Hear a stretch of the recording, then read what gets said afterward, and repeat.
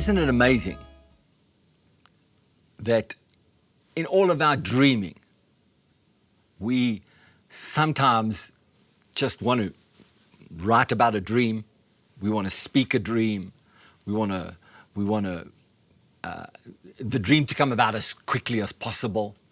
And when we have a dream, it's like, okay, what must I do next? How can I make it happen? What must I do to make it happen? And if I can do what I can and can go as quick as I can, it can happen as quickly, because if I can get one dream to happen, then more dreams can come about, and I can do more, and then and this is part of why we want to do this, is because then I can trust my dreaming, or I can trust that if I can dream once and it can come to pass, then I can do more dreaming, and the more dreaming will come to pass. What we don't consider when we dream, or when we have a dream, is we don't fully consider what the cost is. We don't always see the implications of it. We don't see how long it's going to take to get a dream. So this story of dreams is huge. This whole subject of dreams is huge. In Jacob's case, the dream was started early on to get the birthright, to get his father's blessing, to get the blessing of heavens. And then the angel appeared to him. And as he's moving through 20 years of his life, the dream begins to manifest. Then he has a confrontation with his brother, and there's peace between his brother. He's able to go and send a tithe of all of his wealth to his father. And then Jacob becomes this amazing person. But, you know, he's had some dreams. He's had encounters with God, because on the way he's got to have an encounter with God that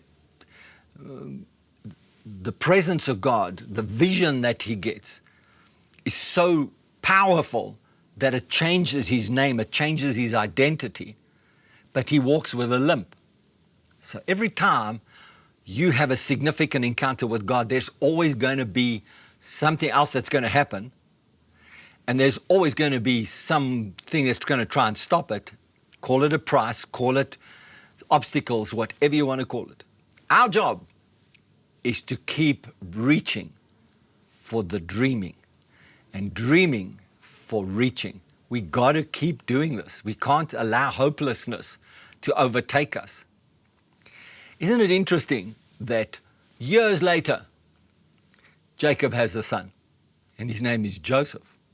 And Joseph has a dream. Genesis 37 verse 5, one night Joseph had a dream, and when he told his brothers about it, they hated him more than ever. So they didn't like Joseph because he was the youngest son. His father favored him because he was the youngest, the son of his youth, they called him at the time, son of his old age, and he just favored Joseph. And his brothers hated him because of the favor. So then he comes and he tells them his dream, and they hate him more.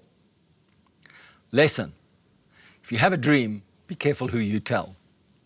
Even if you're telling your family, and in this case it could be blood family, it could be your spiritual family, if you tell them in the wrong way, in the wrong context, with the wrong things, they could hate you, come against you. I want you to see this, verse 9. Soon Joseph had another dream, and again he told his brothers about it. Listen, I've had another dream. He said, the sun, moon, and 11 stars bowed low before me. This time he told the dream to his father as well as his brothers, but his father scolded him. What kind of dream is that? He said, will your mother and I, your brothers, actually come and bow to the ground before you? But while his brothers were jealous of Joseph, his father wondered what the dream meant. The dreams meant. So there's something for us to work with here. Who you tell is important. When you tell it to them, how you tell it to them is important. The next thing is you have to understand that when you share your dreams with people, they are going to want to interpret it. And they're going to put their own spin on it or their own interpretation on it.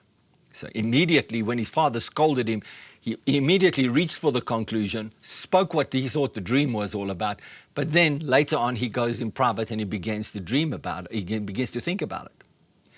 His father is beginning to wonder, is this what's going on with us? His brothers are jealous and they hate him. Two parts of the way a dream can actually affect your life. You can't let that stuff get to you. We'll talk more about Joseph and the dreams and how the dream came about and the things that he had to do to go and make the dream happen. I look forward to more time with you together.